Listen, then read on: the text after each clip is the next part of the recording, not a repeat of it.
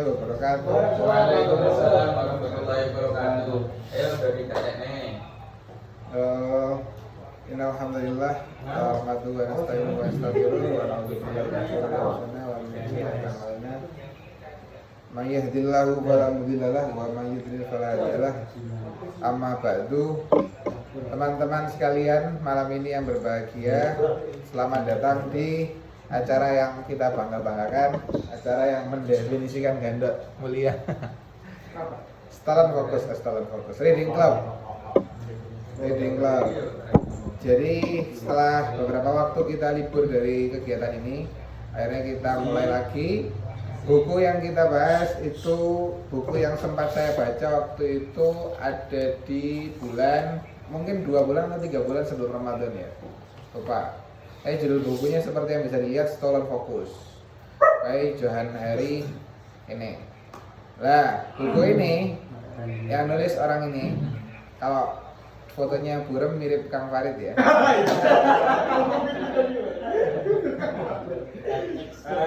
Ini cerita bangsa.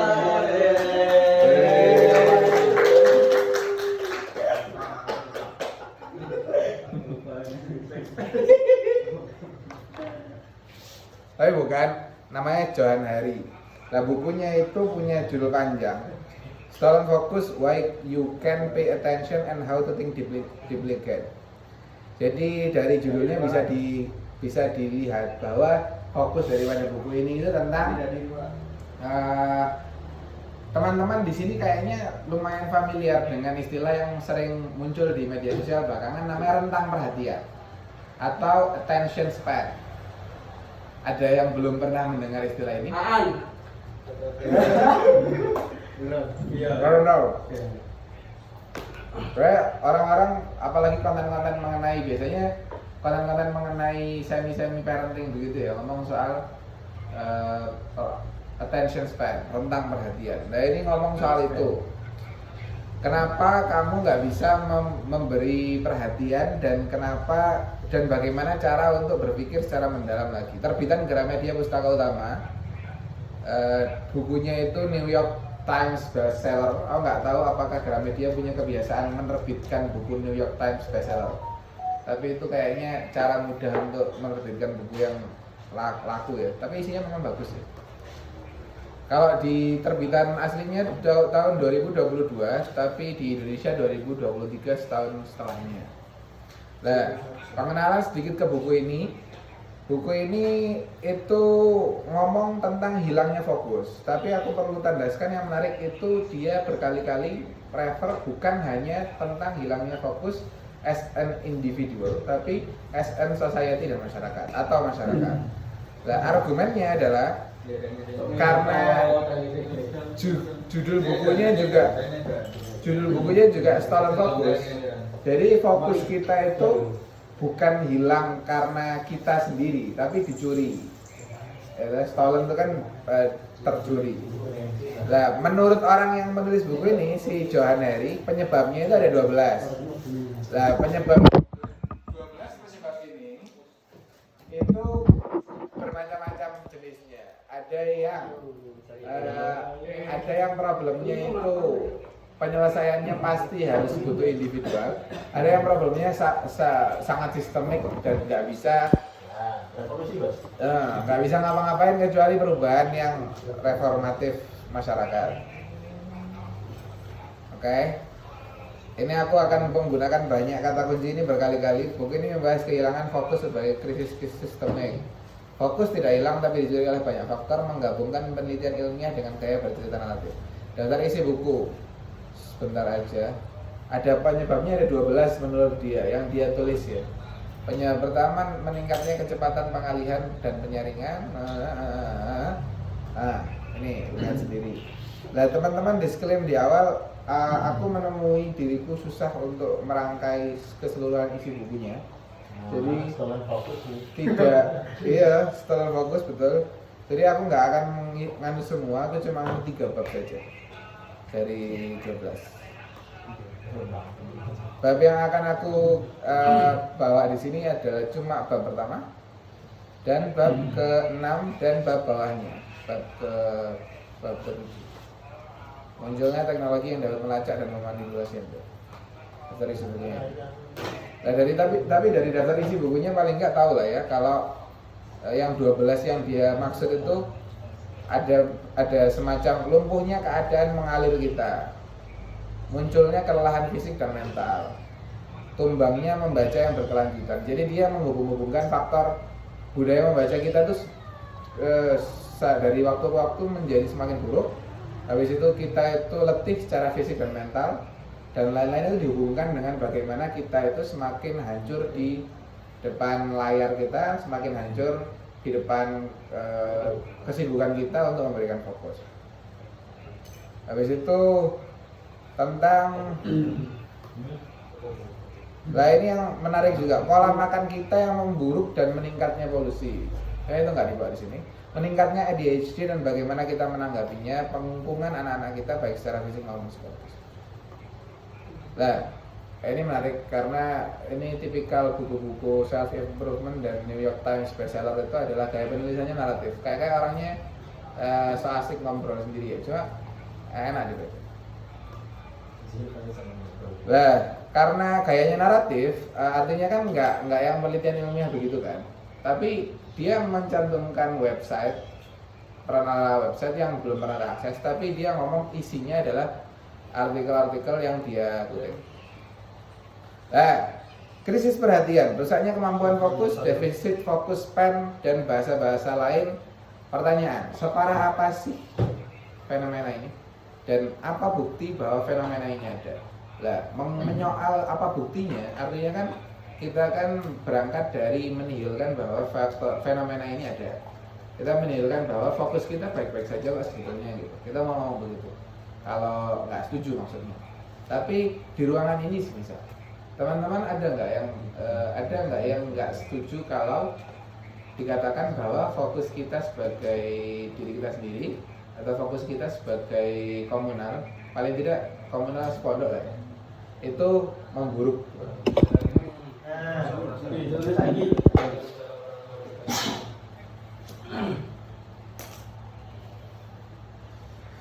Wah, gampang disetujui kan ya, maka ya nggak perlu pembuktian macam-macam. Tapi yang menarik di sini, tua muda kena, awam intelektual kena. Tak tulis begitu karena si orang ini nulis, dia menceritakan tentang keponakannya namanya Adam. Nah, Adam ini anak yang cukup unik karena pas cilik alih-alih menyukai budaya pop Walt Disney, dia menyukai Elvis Presley.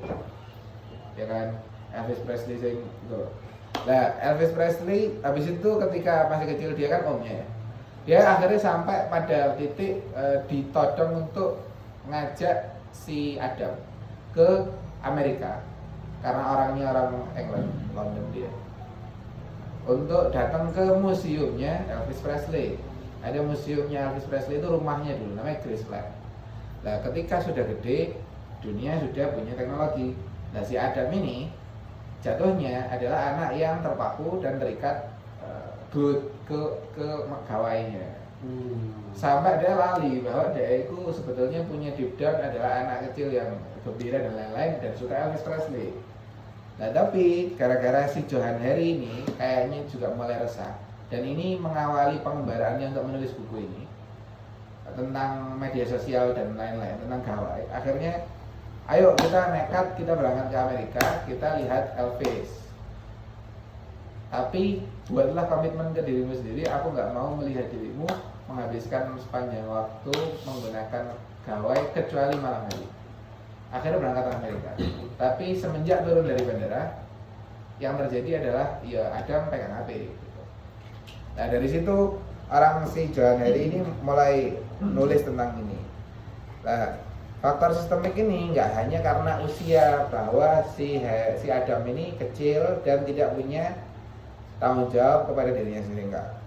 Karena di dalam buku ini si Johan Hari ini menceritakan tentang Profesor Roy Baumeister yang mengalami hal serupa. Profesor Roy Baumeister itu orang yang meneliti tentang willpower, tekad. Kira-kira bakal terdengar seperti Stephen R. Covey begitulah, buku-buku ya kan, buku-buku pengembangan diri. Tapi ketika si Johan Hari, sobo nama manis Profesor Baumeister ini, profesor ini sedang main Candy Crush Saga, dan ketika itu dan ketika itu akhirnya ya ini bukan permasalahan, tapi ketika ngobrol dengan si Harry, profesor ini sambat gitu loh. Aku ngerasa bahwa fokusku sekarang kian buruk dan aku sering menemui diriku akhirnya main game untuk menghabiskan waktu. Itu kurasa kita juga mengalami itu, aku mengalami itu. Lah, maksudnya profesor yang menulis tentang willpower gitu. Kekuatan tekad, tapi dia kalah dengan Candy Crush Saga. Gitu loh, oke? Itu poinnya. Lah, bukti penurunan fokus selain bahwa Profesor Baumeister itu satu orang telah mengalaminya, diakui oleh si Johan Hari nggak ada studi longitudinal. Pernah dengar studi longitudinal? Iya. Belum lanjutan apa itu? Ya. Studi longitudinal itu studi yang dilakukan dalam jangka waktu yang sangat panjang, dekade gitu biasanya. Untuk meneliti orang ini. Jadi kalau sampelnya kita sepondok sampai 10 tahun ke depan, sampelnya kita diuji perubahannya dari waktu ke waktu. Jadi kalau yang mau dicari itu tentang penurunan fokus, dibuktikan dengan sampel kita penurunan fokus dalam 10 tahun. Studi semacam itu ternyata nggak ada, diakui oleh si Johan Hari. Tapi studi-studi lain yang tidak longitudinal banyak, dan salah satunya studi tentang mahasiswa di kampus mana aku lupa, itu diteliti oleh profesornya menggunakan device begitu untuk melacak selama apa mahasiswa umumnya memiliki rentang fokus. Ternyata rentang fokusnya itu 60 detik. 60 detik itu dinilai sama si profesor dengan cara dia ganti aplikasi, dari aplikasi tempat dia belajar atau apa itu setahan apa. Ternyata 60 detik. Lah, hal yang sama kemudian dilakukan kepada pekerja-pekerja di kantor-kantor di Amerika. Ternyata hasilnya nggak jauh berbeda. Kalau pekerja itu digaji ya kan, kalau mahasiswa bayar. Dan itu tapi hasilnya dia tetap di laman yang sama mengerjakan satu hal itu 3 menit paling banter umumnya. Maka kan sebetulnya kita punya kebiasaan yang cukup parah, tapi tidak pernah kita bahasakan dengan sungguh-sungguh ya. Kebiasaan yang cukup parah adalah berpindah-pindah. Karena berpindah-pindahnya bukan fisik kan, berpindah-pindah fokus. Jadi kita antara WA ke tempat lain itu berpindah-pindah, dan kita itu sering sekali melakukan itu. Itu menunjukkan fokus kita bagi buku ini. Bukti lain penurunan fokus, analogi pola. Untuk mengatakan bahwa penurunan fokus ini terjadi karena faktor sistemik, bukti tadi kurang. Tapi kalau bukti secara langsung juga perlu bab-bab yang lumayan banyak. Jadi dia ngasih bukti di depan itu, oversight itu adalah, teman-teman pernah berpikir tentang obesitas tidak? Obesitas ini kan kata orang-orang dulu, ini lebih mudah ditemui saat ini daripada ketika orang-orang dulu hidup ya. Nah, faktornya kan bermacam-macam. Yang jelaskan bahwa makanan yang kita temui di kota paling tidak, atau jangan-jangan sudah di kabupaten. Tapi di kota itu makanan yang kita temui yang sehat dan bergizi berimbang daripada yang tidak sehat, itu lebih mudah kita menemui yang tidak sehat. Oke.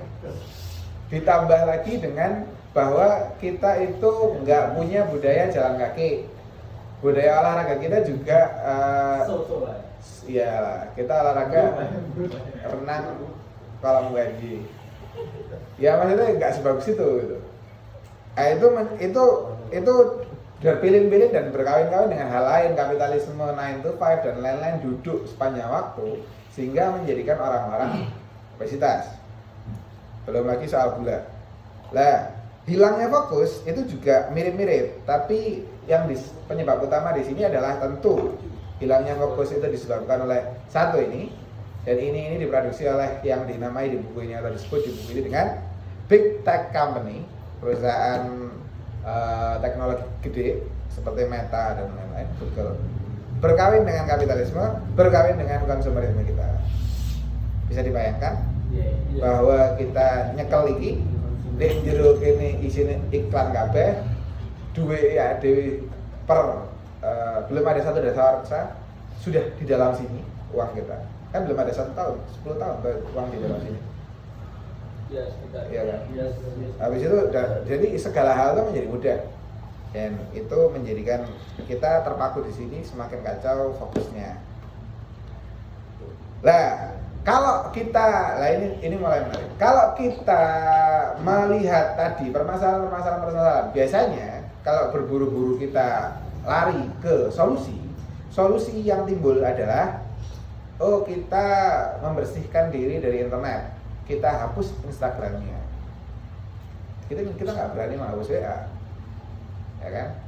Kita nggak berani menghapus selain Instagram dan TikTok. Kadang-kadang webtoon masih kita sisakan dan hal-hal serupa.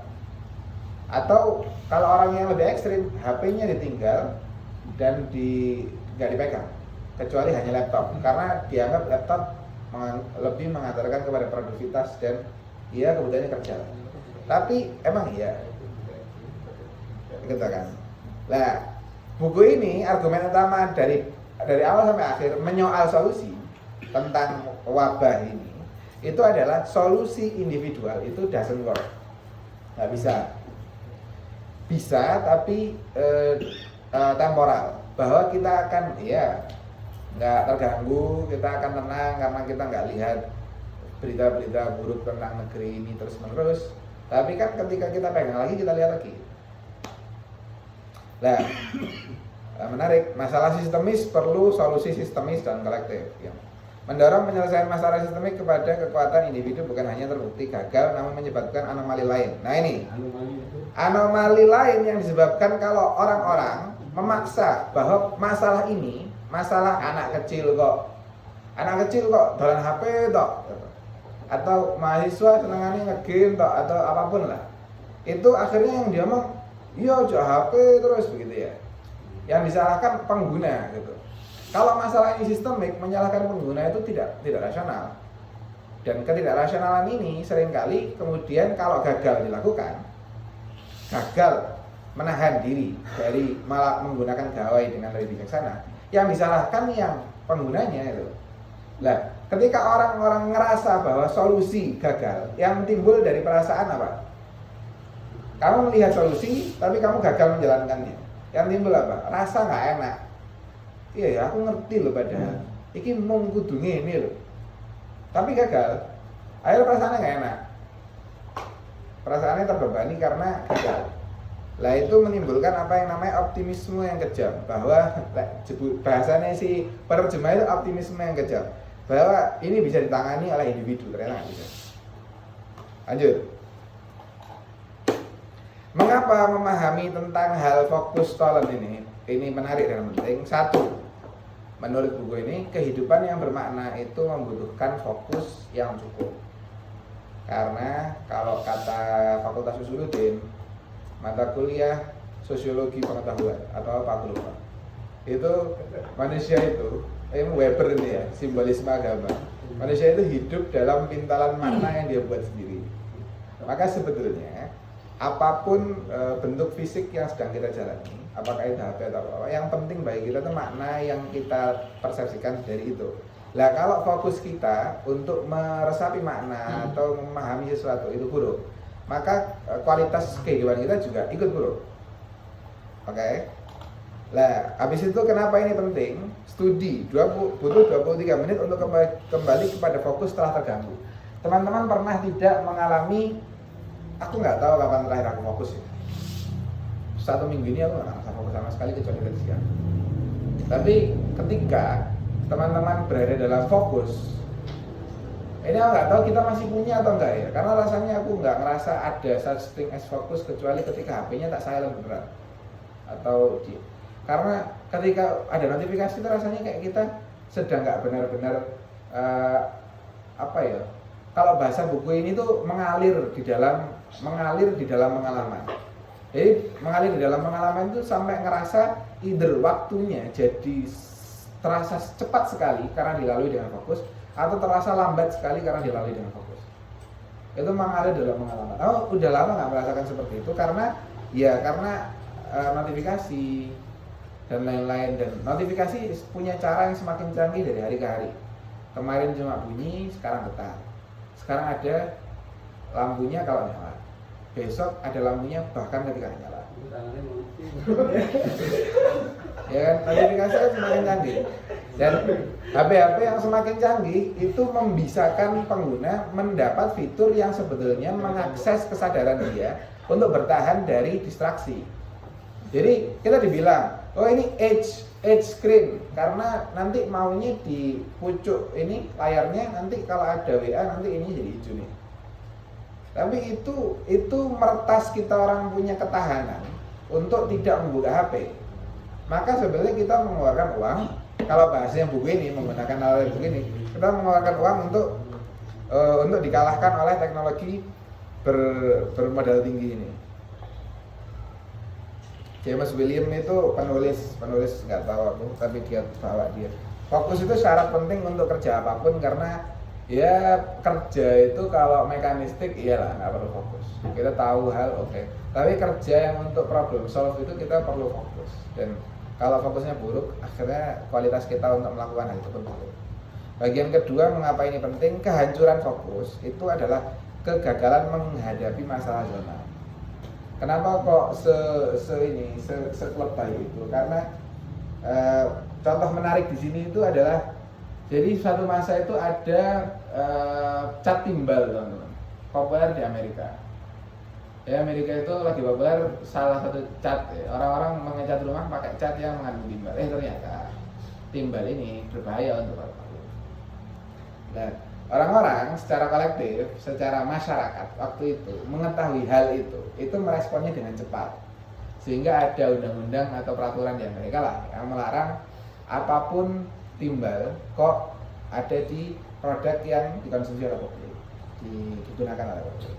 Nah, buku ini berargumen bahwa respon yang segera atau respon yang seharusnya untuk masalah-masalah masyarakat atau masalah-masalah umat manusia, apakah itu demokrasi, apakah itu krisis iklim, di tengah keadaan orang-orang umat manusianya itu punya tingkat fokus yang buruk, itu semakin susah untuk diadres. Karena kita belum ngomong soal ini contohnya bumi itu bulat ya. Kalau di ruangan ini ada yang nggak setuju bumi itu bulat, lah itu udah contoh kenapa kok urusan ini memperburuk kita orang punya urusan umat manusia itu. Kita akan bilang bahwa Prabowo itu murni dalil gitu.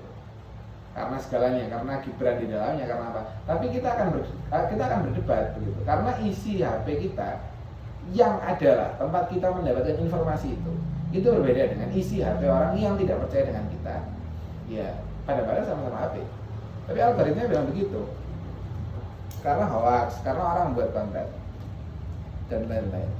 Tanpa fokus, intinya nggak ada. Fungsi masyarakat ini akan lumpuh atau disable untuk beberapa persen gitu. Tanpa fokus yang cukup. Bahaya hilangnya fokus membuka peluang bagi otoritarianisme dan solusi naif. Nah, iki argumen buku ini menarik, bahwa menurut buku ini orang yang mikirnya pendek-pendek karena tidak bisa mikir lebih panjang karena fokusnya jelek, itu cenderung memilih penyelesaian masalah yang naif, tidak kritis, dan orangnya cenderung otoriter.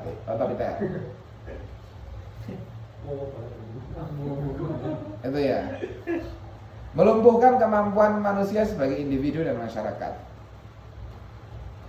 Ya, itu seperti yang dijelaskan. Mencari bukti ya, ini kita berlanjut bukti-bukti lagi. Mencari bukti empirik dan ilmiah memburuknya fokus kita. Awalnya itu ada orang namanya Sunay Lehman. Dia ilmuwan matematika terapan dan komputer. Dia terganggu karena di kasur tempat dia main sama anaknya pun dia masih ngecek HP. Terus akhirnya ini orang pertama melakukan penelitian di field apakah fokus kita buruk. Sunay Lehman ini orang Denmark. Lah, apakah terus dia terganggu? Aku mau cari tahu lah. Akhirnya yang dia lakukan adalah dia nyari tahu apakah rentang kolektif kita benar-benar menyusut. Dia nyari tahu di Twitter, orang-orang membicarakan satu hashtag itu, kalau hashtagnya lagi rame, itu tahan di hashtag itu pembicaraannya seberapa lama. Di tahun 2013 itu 17,5 jam. Di tahun 2016 11,9 jam. Artinya menurun. Itu argumennya. Sebetulnya agak ini ya. Ini yang bukan sebab akibat ya. Tapi habis itu dia cari di Reddit serupa, di Google serupa. Yang tidak serupa itu cuma di Wikipedia. kata dia. Nah artinya apa? Ya artinya ketahanan memang menurun. Nah kalau media sosial ini supposed to menjembatani komunikasi orang banyak, ya kan? Artinya yang dijembatani komunikasinya oleh media sosial itu hampir bisa susah dibayangkan kalau komunikasi yang terjadi di dalamnya adalah komunikasi yang bermakna atau berarti atau menimbulkan breakthrough yang mantap di media sosial. Soalnya ya orang-orang bicara di media sosial tanpa fokus, apalagi di Twitter atau di X, orang-orang bicara dengan karakter yang dibatasi. Ya betul, mereka sukses mewadahi komunikasi, tapi bukan komunikasi yang dibayangkan oleh ya you name it lah, filsuf atau apapun. Nah, penyebab lah kalau tadi itu adalah konsekuensi. Kalau penyebabnya ketika diteliti oleh si Sunil Rahman ini adalah, kalau mau dianalogikan itu kita itu begini karena kita itu seperti minum dari keran, tapi kerannya kebanteran. Awalnya itu kita minum dari keran, tapi kerannya itu ya sesuai dengan yang kita bisa tampung. Tapi kalau kerannya menjadi semakin banter, volumenya semakin tinggi, kita akan kesusahan dan akhirnya buyar. Kalau mau dianalogikan dengan analogi yang menarik di buku ini adalah, kalau orang dulu itu mendapatkan informasi melalui koran datang ke rumahnya dia itu 20 halaman paling banyak, atau 15, gitulah. Itu pun gantai. Biasanya tajuk-tajuk utama yang dibaca. Sekarang kalau informasi untuk satu berita, misal berita apa ya? Ya Danantara. Berita semacam berita politik sekarang. Andai berita itu ditumpuk atau dicetak menjadi koran gitu, argumennya si dia, koran itu satu hari koran itu akan memuat berita yang ada sekarang ya. Koran itu akan memuat 100 halaman lebih. Nah bagaimana kita bisa survive dengan dikelilingi oleh ini, tapi kita nggak pernah memikirkannya dengan gaya itu ya. Kita terima aja, kita baca aja terus. Ya maksudnya adalah hal yang wajar bahwa dia meletup bro. Nah hal selanjutnya mengenai hilangnya fokus adalah, ini bab 1 tadi juga. Multitasking itu bohong menurut orang. Nah kalau ada dari teman-teman di ruangan ini yang merasa multitasking itu tidak bohong, monggo bercerita kenapa Anda yakin seperti itu. Buku ini enggak.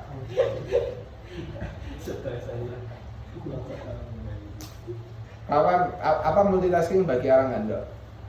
Yang paling common di sini lah. Multitasking. Saya biasanya buka YouTube atau Twitter samaan. Saya biasanya YouTube, Twitter, atau apapun bisa. Tapi YouTube yang tak bisa. Nyuci kalau masak, kalau ngelapis Masak. Oh. kalau terus intinya kalau merasa bisa, contoh kita makan dengan melihat YouTube ya, yang gampang-gampang aja gitu. Makan sambil melihat YouTube. Dalam makan itu apa sih kegiatan yang kita lakukan ketika makan, ketika sudah di depannya? Memasukkan makanan, ngunyah. Kita itu apa? Tingkat kesulitan memasukkan makanan ketika nonton YouTube itu bertambah atau tidak bertambah? Bertambah. Mengunyahnya bertambah tidak bertambah? Mengunyah gampang lah ya kan.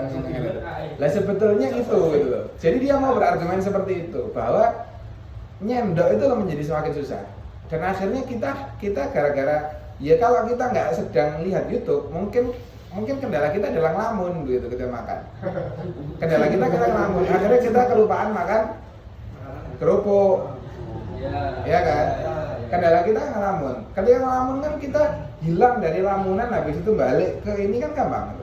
Nah, ketika kita nonton YouTube atau nonton HP, kita beralih itu. Kita mungkin akan kehilangan beberapa sentence dari omongan Rocky dan kita nyendok dulu gitu. Yang terjadi seperti itu, nggak benar-benar terjadi otak kita fokus kepada dua hal sekaligus. Bahkan hal sesederhana nyendok makanan, itu yang terjadi. Nah, multitasking itu bullshit menurut orang ini. Kita tuh nggak bisa multitasking. Kalau kita multitasking, kita sebetulnya sedang juggling. Dari nyendok makanan ke lihat video YouTube, dari lihat video YouTube ke lihat Twitter, dari lihat Twitter ke ngerjakan tugas, dari dari melihat jurnal referensi ke ngetik salinannya. Kita nggak benar-benar melakukan itu dalam satu waktu yang sama. Gitu loh. Itu kita juggling, artinya kita berpindah-pindah. Lah, aku nggak tahu karena di sini anehnya orang ini nggak mau mengakui atau nggak mau mengafirmasi ide. Menurutku ide ini nggak susah untuk dibayangkan ya. Bahwa kalau kita melakukan ini terus-menerus, kenapa nggak bisa dibilang bahwa kemampuan kita untuk melakukan ini itu semakin baik? Contoh, karena kita sering ngetik, kejadian kita salah memasukkan huruf ketikan ke dalam ketikan itu di setiap kalimat menurun dari waktu ke waktu. Kalau dulu satu kalimat bisa sampai nggak bisa dibaca karena kita ngetik nggak sama lihat pantiknya. Tapi sekarang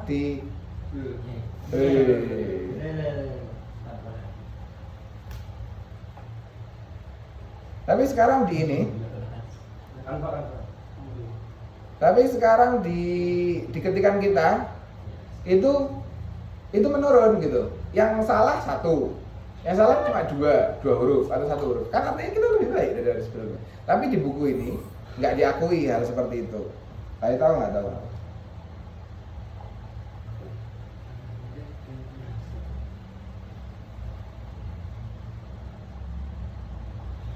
Gitu ya. Oke, lanjut multitasking. Kita meloncat-loncat. Lah, istilah multitasking sendiri itu sebetulnya bukan istilah yang lahir dari kebiasaan hidup manusia. Istilah ini itu menurut buku ini mulai populer karena di tahun 1960 ada mesin komputer yang prosesornya itu lebih dari satu. Karena prosesornya lebih dari satu, yang awalnya cuma bisa buka Winamp, kemudian bisa buka Winamp sambil buka Word. Oke. Akhirnya muncullah istilah multitasking. Lah, tidak ditemukan sejak kapan orang-orang mulai. Oh iya. Tidak ditemukan sejak kapan orang-orang mulai menggunakan istilah multitasking itu untuk manusia, sehingga muncul istilah supermom. Yang kanan pegang panci, anak setrika, ya benar-benar multitasking gitu ya. Nah itu kan salah satu ingatan yang paling dekat dengan kita ketika kita ngomong multitasking selain kita sendiri. Aku ingatan bagi gitu. Lah nyatanya multitasking sebenarnya adalah juggling yang seperti tadi aku bilang. Dan ternyata punya efek bawaan yang buruk. Ini saya ChatGPT ya. Promptnya adalah orang dunia sedang hancur tapi orang-orang sibuk melihat aplikasi di HP-nya. Lah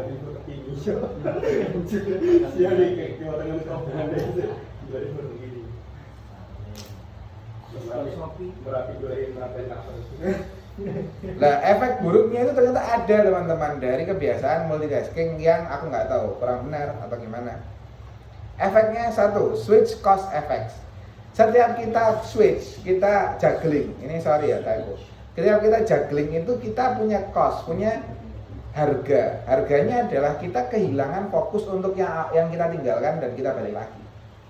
Harganya itu. Kalau tadi kita sudah fokus, berarti kita kalau kembali ke fokus itu kita butuh 23 menit. Kalau nggak fokus, sebagaimana hari-hari kita biasanya yang jarang sekali mendapatkan fokus, ya aku nggak tahu harganya apa, cuma ada harganya. Harga itu bisa dijelaskan dengan efek kedua, screw up effect. Ketika kita balik ke tes sebelumnya, ke tugas sebelumnya, kita itu nggak akan langsung engage di tugas itu. Kalau tugas itu nggak sederhana ya, kita tuh akan kayak recall. Oh tadi aku sampai di pembahasan soal ini kalau kita lagi ngerjakan tugas. Kita ada nge-recall sedikitnya itu loh. Lah, ketika kita berpindah-pindah, semakin banyak berpindah-pindahnya, recall-nya ini semakin banyak kemungkinan ada yang tertinggal ketika kita nge-recall. Jadinya kerjaan kita gak beres. Creativity drain nomor ketiga. Argumennya adalah kita tuh nggak bisa menjadi pribadi yang kreatif dengan multitasking. Kita nggak bisa menelurkan breakthrough yang kreatif yang baru. Kalau cara kita mencarinya itu adalah multitasking. Karena menimbulkan breakthrough yang baru dan kreatif itu butuh apa yang kita, kalau kita membayangkan gini, kreatif itu adalah kita tuh nggak membuat sesuatu yang baru kok, karena there's nothing new under the sky kan. Kita tuh hanya menghubungkan titik ini dengan titik itu. Kalau kemarin nggak ada yang namanya nyuci sambil lihat Netflix karena nggak bisa naruh HP di atas tempat cuci itu, sudah tak coba berkali-kali. Kalau ada orang di sini yang cukup kreatif, dia akan nyari apa gitu sehingga maku 2 paku yang pakunya cukup gede payungnya sehingga kalau ditaruh itu nggak jatuh. Itu kan namanya kreatif. Tapi itu butuh mikir gitu loh. Itu butuh menghubungkan dot-dots yang terpisah. Nah itu nggak bisa kalau orang-orang lagi multitasking gitu loh. Itu argumennya. Oke, yang keempat diminish memory effect. Teman-teman, adakah yang ngerasa seperti aku? Aku itu kalau untuk diriku sendiri ngerasa punya ingatan yang sangat buruk. Aku nggak tahu kenapa. Aku rasa ini juga nggak terlalu menjelaskan itu. Punya ingatan yang sangat buruk itu dalam arti, contoh kemarin Mbak Apan meninggal ya. Kita kan tentu aku ingat kita ke sana. Tapi di sana terjadi apa? Aku ketemu dengan siapa? Anda ngomong apa ke aku nggak ingat. Kalau diingatkan pun belum tentu ingat. Karena memoriku itu nggak semuanya masuk gitu rasanya. Nah, di buku ini yang dimaksud dengan diminish memory effect itu adalah multitasking itu menyebabkan kita itu kehilangan ruang mental atau daya mental untuk melakukan penyimpanan memori. Karena ternyata berpikir, mengalami pengalaman dan menghasilkan memori yang bisa diingat untuk jangka waktu yang cukup lama itu tuh beda, daya mentalnya dibutuhkan daya yang berbeda-beda. Memori yang panjang itu kita hadir gitu. Itu memori itu. Kalau enggak, maka enggak. Penyebab lain daripada stolen focus. Lah ini yang menarik. Kalau tadi itu adalah hal-hal yang berkaitan dengan budaya kita dalam mengarungi waktu hari per hari ini. Yang soal kita melakukan multitasking, itu kan artinya apa yang harus kita lakukan? Ya sering-sering melakukan multitasking ketika yang dikerjakan adalah sesuatu yang penting, kan begitu. Tapi ini belum menyoal sesuatu yang sistemik. Sesuatu yang sistemik adalah ini, media sosial invasif. Nah, ini fotonya baru relevan ini. Siapa di sini pernah nonton film The Social Dilemma? Pernah ya? Nah, di film itu ada orang namanya Tristan siapa ini? Filmnya? Tristan Harris.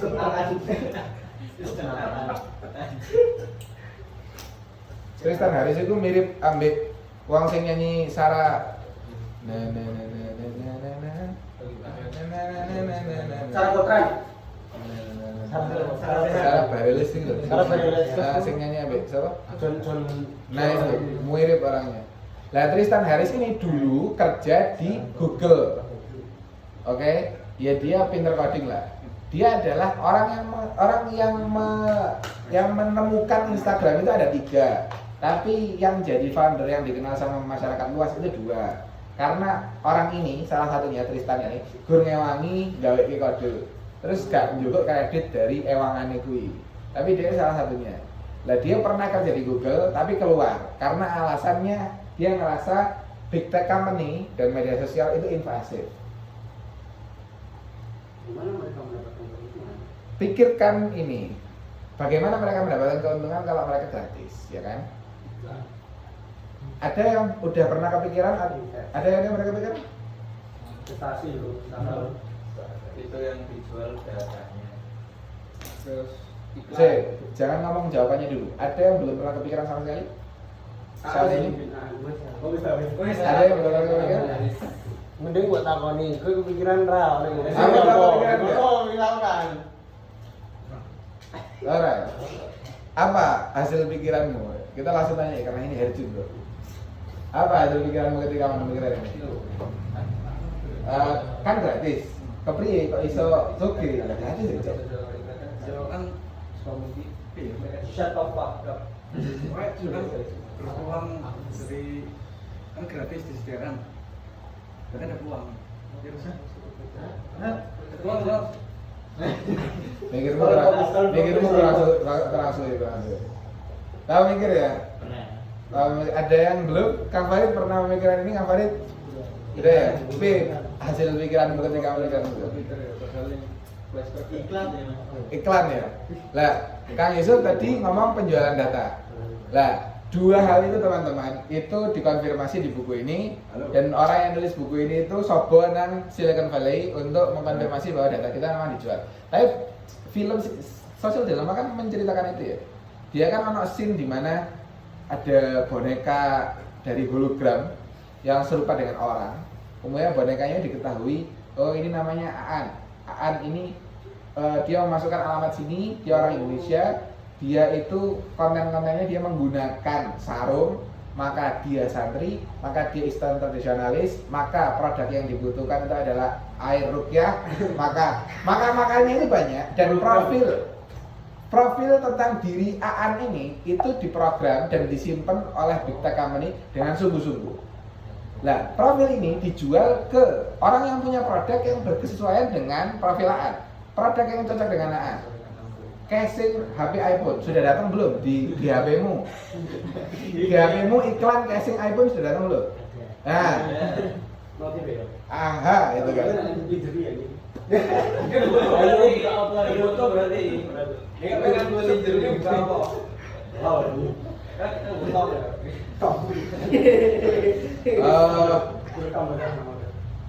Lah, aku cukup yakin deh HP Jawa di sini produk kucing. Iya kan? iyalah. Iyalah. Ya, maksudnya ya kan itu tampak jelas ya. Cuma kadang-kadang aku yang ini agak cerita ngadel. Aku karena ini mungkin perasaan yang dialami sama ya. Itu kan produk jualan ya. Aku yang belum bisa menjawab dan mungkin jawabannya ini sederhana. Cuma aku kayak terganggu gitu adalah orang-orang yang kalau ketemu kemudian woi aku ketika dia menceritakan gara-gara lagi galau atau gara-gara dia lagi senang, tapi konten TikToknya bersesuaian dengan moodnya saat di hari itu. Nanti gak sih? Kayak lagi aku lagi galau terus konten TikToknya galau. Gak dodolan juga konten ini bro. Kontennya nggak jualan, nggak secara langsung jualan seperti konten-konten jualan ya. Ya jualan iklan, ya kan? Tapi nggak secara langsung. Tapi kok bisa menyanyi gitu loh. Oh iya. Oke. Lah ini slide terakhir karena gak cukup tadi. Lah ini aku masukkan cuma kata-kata kunci doang. Kapitalisme pengawasan itu berhubungan dengan surveillance capitalism. Itu adalah ya tadi kita itu punya boneka voodoo tadi. Yang boneka voodoo ini tahu Ahmed itu ngerokoknya ini bukan filter tapi kretek dan lain-lain. Akhirnya dijual itu. Boneka voodoo profil pengguna hoax dan algoritma trigger. Algoritma trigger ini refernya ke kemampuan kita sebagai society. Yang tadi dikatakan, kita itu akhirnya lumpuh karena ya kita hancur karena fokus kita menurun gitu. Bukan hanya karena materi isi konten yang memecah belah kita. Tapi bukti bahwa materi itu sukses memecah belah kita. Itu adalah bukti kalau fokusnya memang bermasalah. Jadi itu teman-teman ceritanya pada malam hari ini. Diskusi monggo kalau akan dilakukan. Terus adanya Mau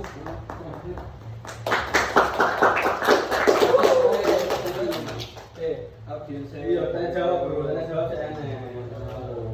video Biasanya ada yang moderator ini.